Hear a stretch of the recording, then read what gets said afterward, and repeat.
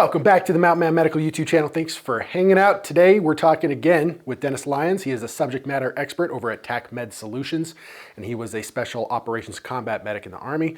And today he's going to be talking to us about the OLEAS pressure bandage.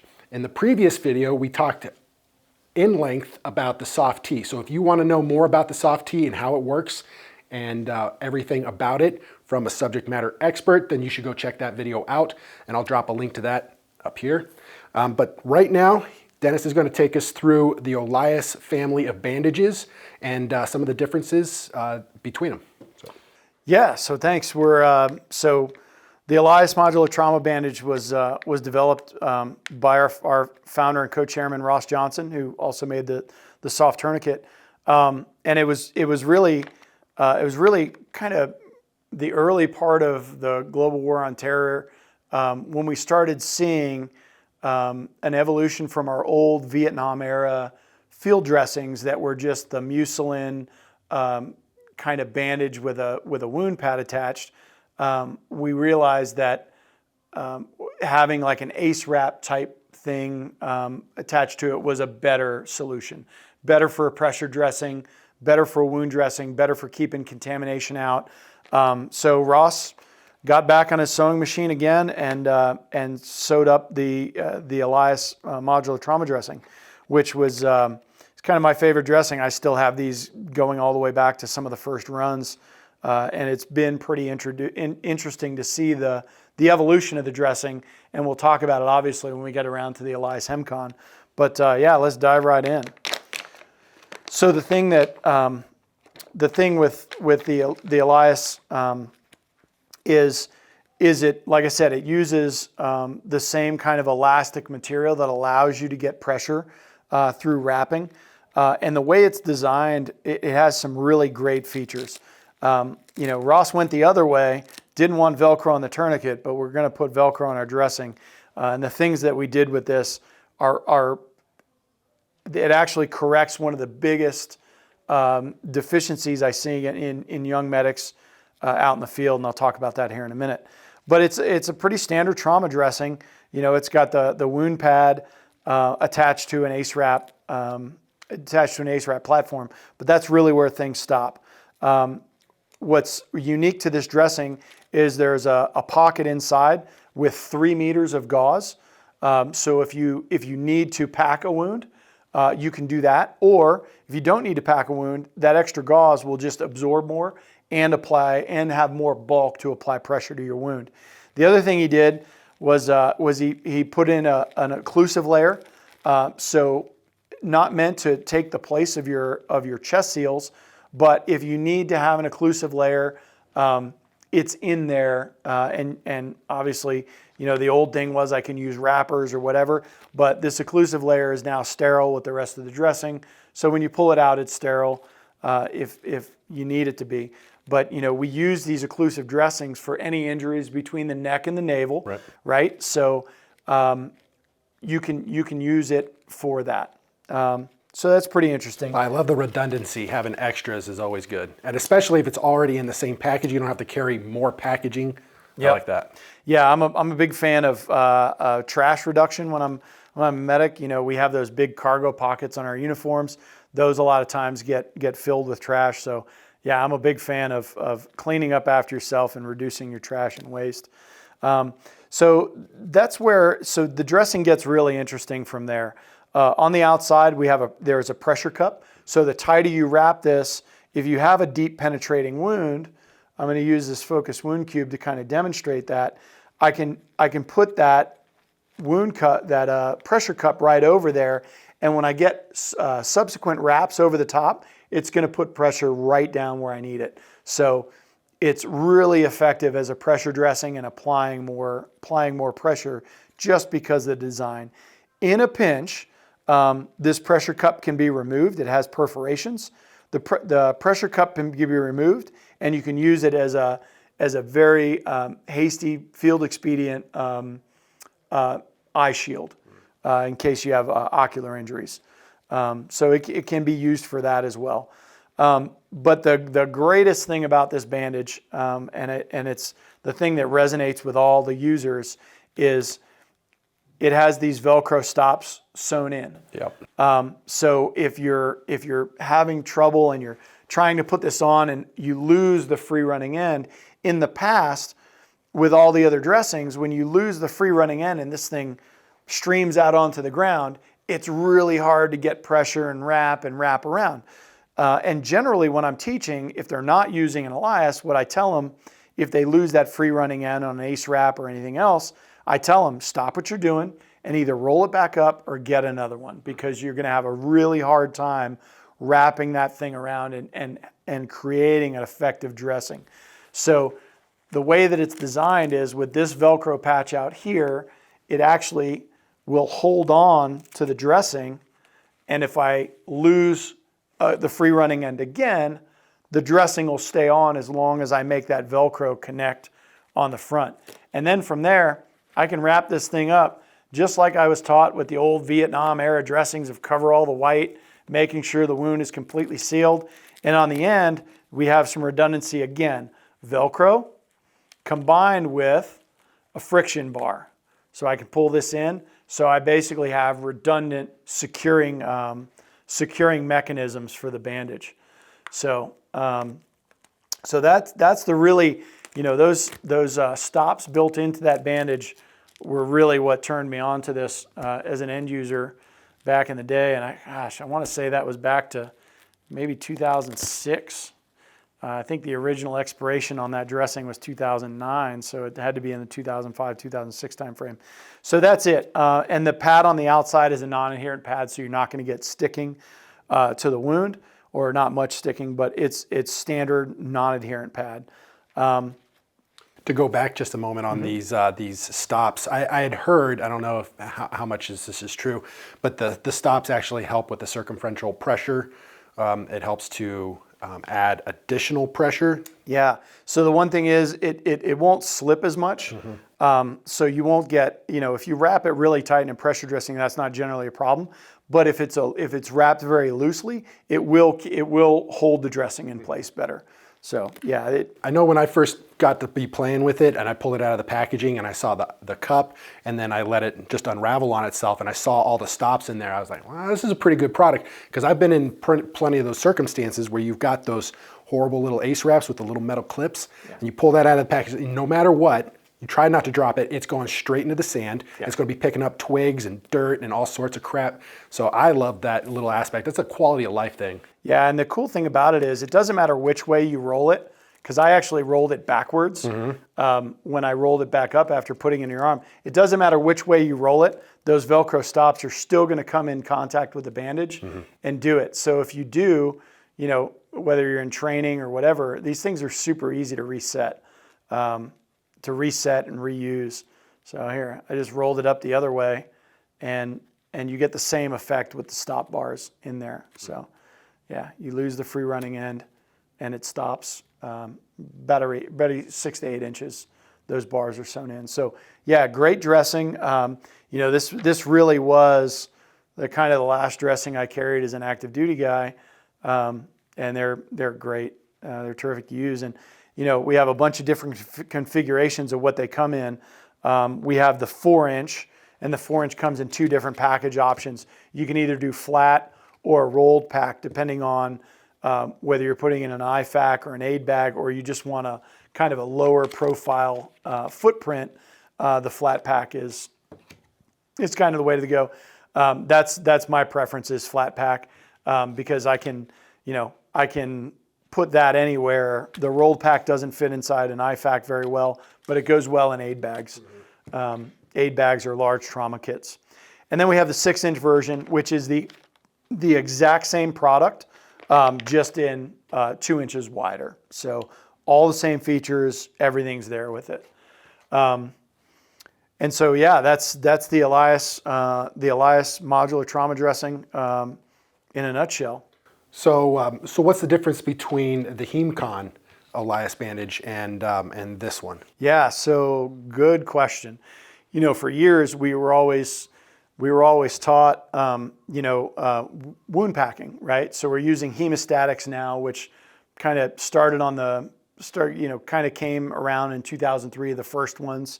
And then they kind of went into a gauze format a few years later. The early ones were like kind of difficult to use.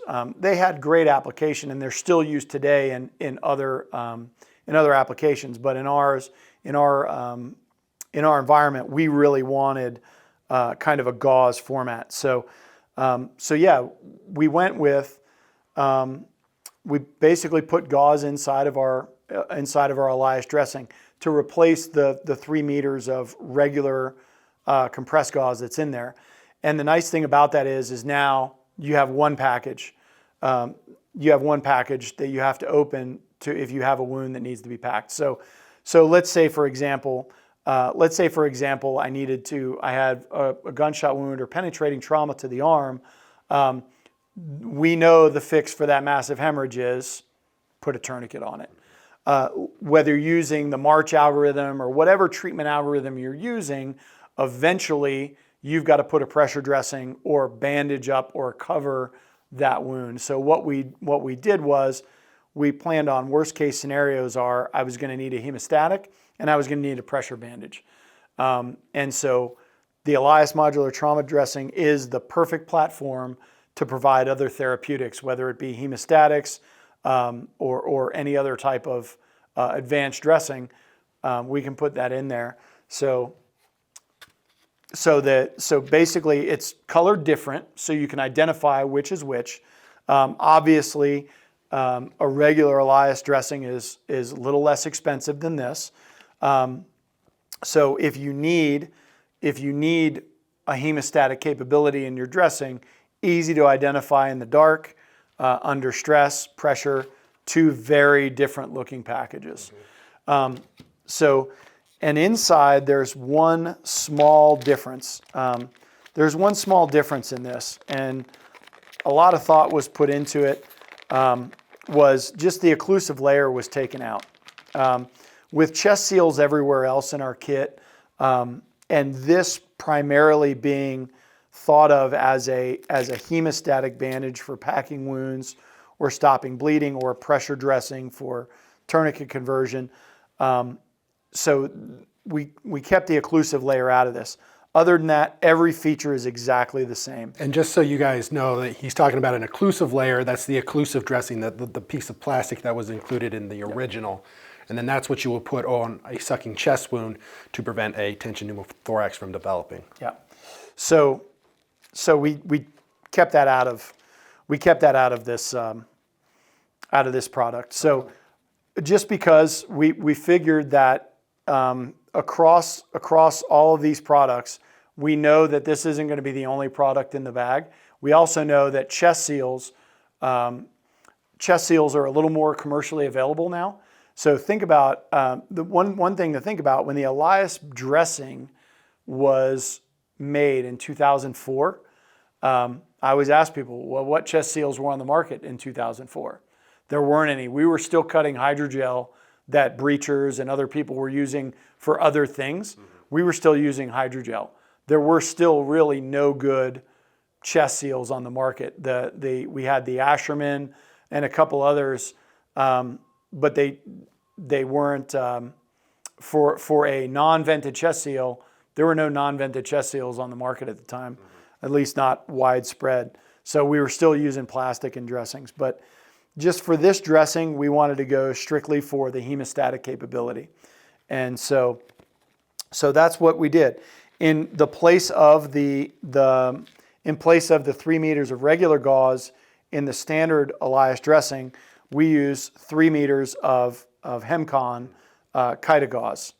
Kaido gauze XR Pro is inside. So radio opaque stripes, so you can see it on X-ray.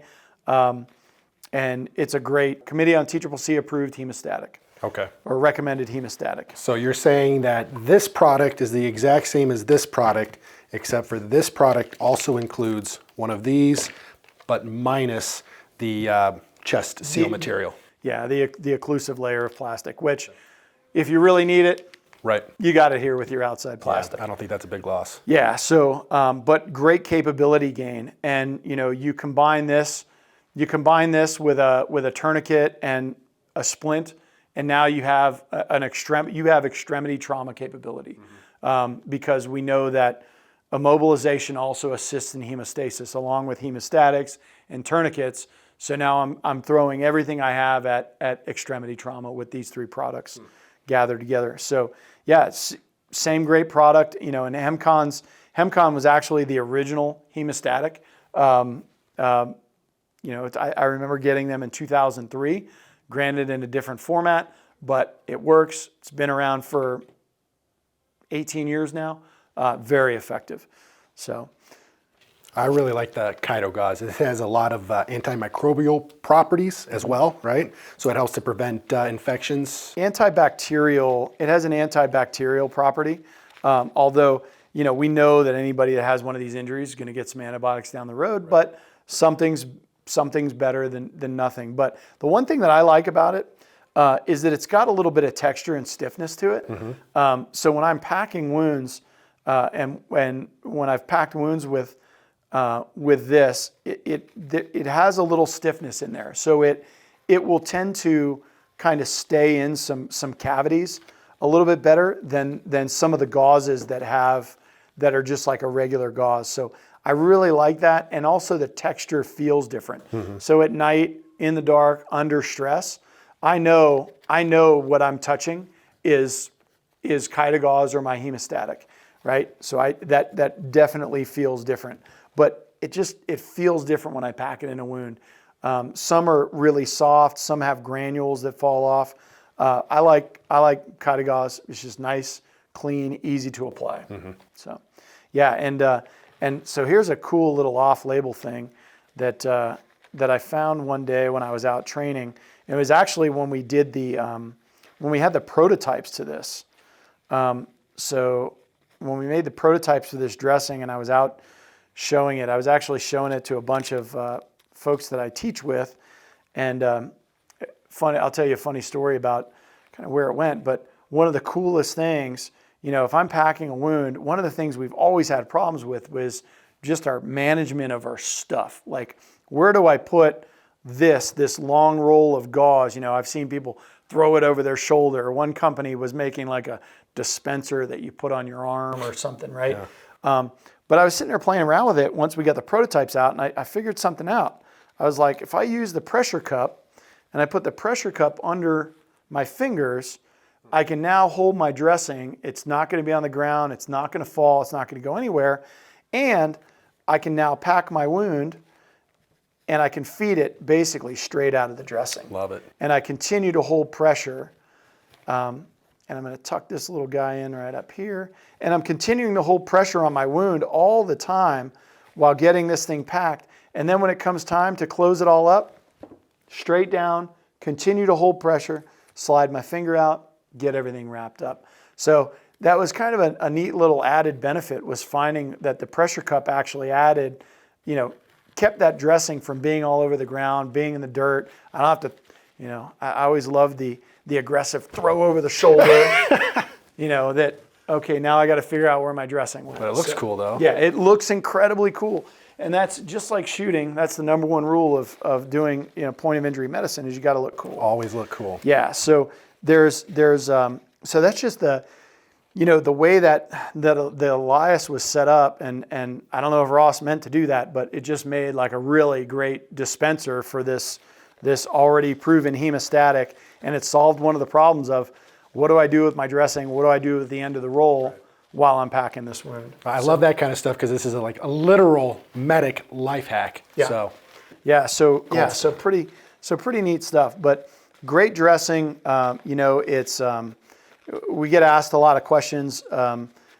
Which one's better? It's the one you train with. So so we went with the Hemcon, and they've been great partners. And once again, this product comes in two different formats, either flat packed or rolled. We don't make the 6-inch version in the Hemcon right now. Just haven't seen the demand for it, but if the demand's for it, perhaps something we can look at. But so for right now, 4-inch flat and rolled. Love it. So. Anything else you want to add on that? No, I think we're good. I think we're good. Awesome. Well, that's what you got, guys. I appreciate you sticking out and checking out this video. All of these products are available on the mountainmanmedical.com website, so if you want to pick yourself up some, I highly recommend that you do. The Heme Kaido gauze Elias bandage is my personal favorite. The other one on the market is the Israeli bandage, and that's a great bandage as well. But in my opinion, this is my go-to if I'm going to be stocking my own kits with it, which I do. So if you want this, head over to the mountainmanmedical.com website and pick yourself up one. And while you're there, check out our Yellowstone and Wind River trauma kits and be ready for whatever the mountain throws at you. I'll catch you guys in the next one.